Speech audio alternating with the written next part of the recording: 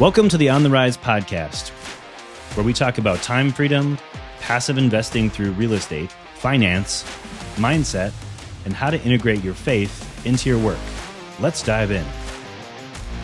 Quick disclaimer as always, I'm not a CPA, I'm not an attorney or a financial advisor. This is not financial advice. I'm not telling you or anyone else what to do.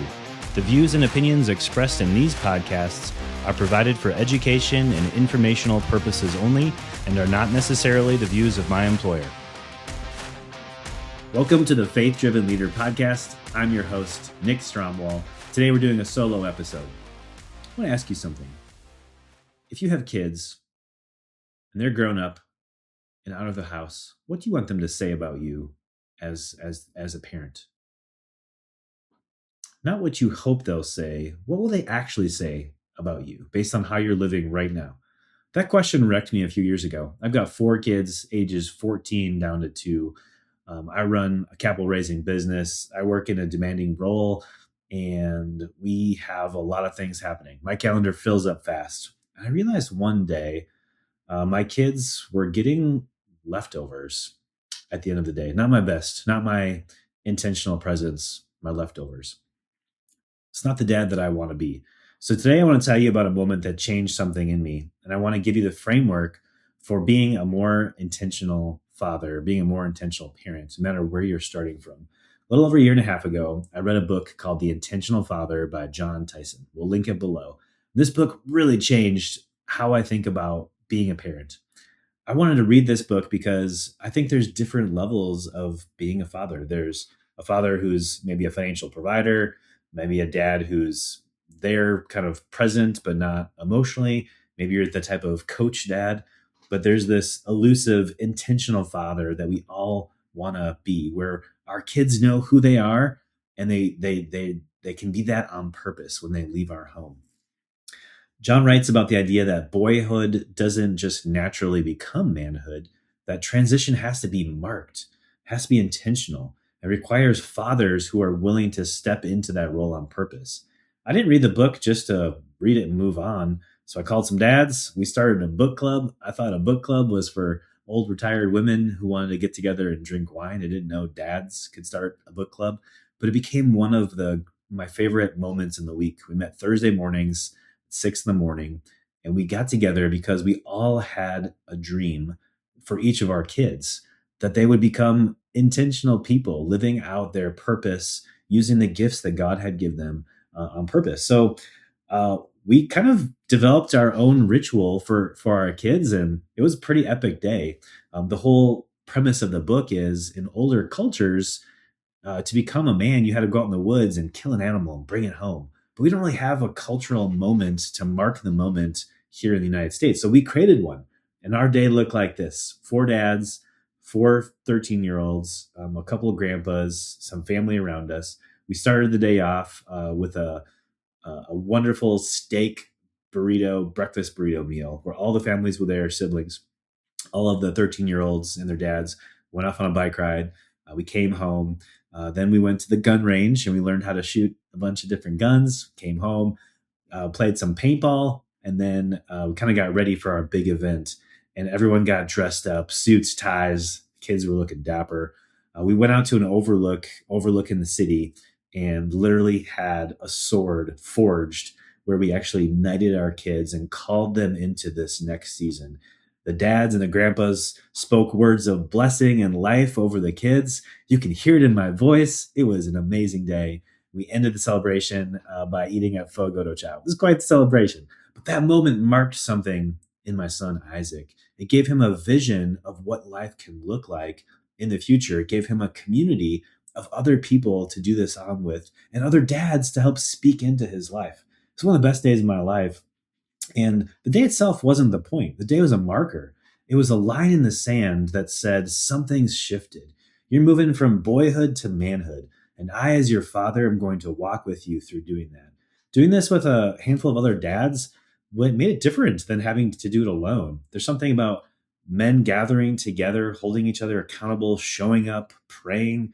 Those dads, grandpas, the sons were witnesses. Witnesses matter. And here's what I've seen in my own life with people around me. we're good at being intentional at work. You're listening to this because you're probably a successful leader in your business. We set goals, we build systems, we track results, we show up prepared. But at home, we might wing it. We tell ourselves that presence is enough. I'm here, aren't I? But being in the house isn't the same as being present. Being physically available isn't the same as being emotionally engaged. Proverbs 22 says, train up a child in the way that he should go. The word train's active, it's deliberate, requires a plan. The culture in your home doesn't form on accident, it forms by design. And if you're not designing it, something else is. The school, the screen, the culture, most Christian dads I know genuinely love their kids. That's not the problem. The problem is we've built systems at home that match the love in our hearts. And we haven't built those. We're pretty intentional at work, but we're not as intentional at home. So I want to give you a few shifts that change the way that I father. These aren't perfect. I'm not a perfect dad. My kids will probably learn more from my failures than from the times I nailed it. And I'm still growing, but these are real. Shift one, design your home culture on purpose. My wife and I talk a lot about the culture we create. Culture isn't something that just happens, it's something you build conversation by conversation, tradition by tradition, word by word. In our house, we have rhythms and seasons. We have a dinner table where we ask questions, high, low, and buffalo, and talk about what God's doing. We do different activities together as a family. We play music, we go outside. None of this happens by accident. We decided what we wanted our family to feel like, and then we build habits around it. So the question I have for you is, what's the culture you're creating right now? Is it what you want? Shift number two, be present, not just available.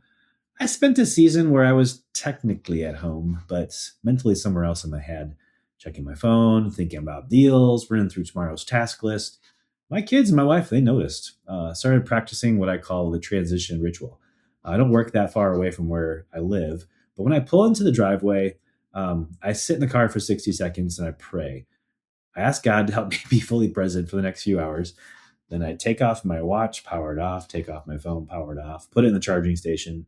And that small shift really has changed being more present at home. Step number three, plan for your kids the way you plan for work. I build my life and year around a life plan. My family is one of the core priorities in that plan, right behind my relationship with God and my wife, Katie.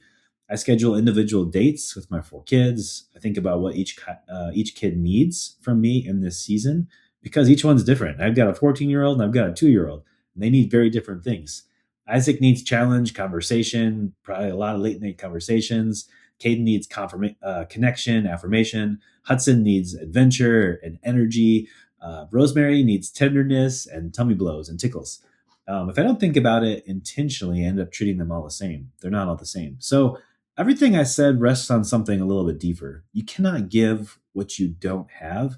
If your soul is depleted, you'll give your family your depleted self. The most important thing I can do as a father is not plan dates or build traditions. It's pursue God. Because when I'm walking closely with the Lord, I'll be a better husband, a better father, a better leader. I've interviewed some pretty successful people on this podcast, and one of the guests I put on, asked him a question, "What would you do here?" And he said, "I would just ask God for help." I think we just need to do that more regularly. Lord, help me. That 60 seconds before you walk in the door, turn everything off, unplug, be fully present. It's our job. Psalm 78 is one of my anchor passages. It's a charge to fathers. We will not hide these things from our children. We'll tell them to the coming generation the glorious deeds of the Lord. And you know what? To become that person that God's intended us to be, you got to take risks. You got to try something new. Maybe listening to this podcast will spark something new in you. But guess what? Change doesn't happen overnight. Life is seasons, and we can't expect perfection. More will be learned through failure than probably from success. I'm going to fail too, but we have one who is perfect to look to as our guide, and that takes the pressure off. So here's my challenge to you. Find 2 or 3 other people in your life that are serious about living with intentionality and start a book club. Maybe it's reading this book or another book like it. If you're a man, find other men in your life. If you're a woman, find other women in your life. Talk about doing something intentional together for your sons and for your daughters. A rite of passage, a moment, a day that marks something. It doesn't have to be perfect. Ours wasn't perfect, but it was intentional. And intentionality beats perfection every time. Pray Proverbs 3:5 and 3:6 over your kids. Trust in the Lord with all of your heart. Do not lean on your own understanding. In all of your ways, acknowledge him, and he will make straight your paths. If this episode stirred something in you, I'd love to hear about it. Would you reach out, leave a comment below? Find me on LinkedIn. I'm Nick Stromwall, and I've got some great resources to help you grow and live intentionally, and how to incorporate your faith into your work. And if you know of another dad who needs to hear this, share this episode with them today.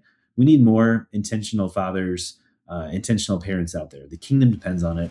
Until next time, look forward to seeing you again. Thank you for hanging out with us today and for listening to the On the Rise podcast. This show is for entertainment purposes only. Nothing said on this show should be considered financial advice. Before making any financial decisions, please consult with a professional. This show is copyrighted by the On the Rise podcast. Written permissions must be granted before syndication or rebroadcasting.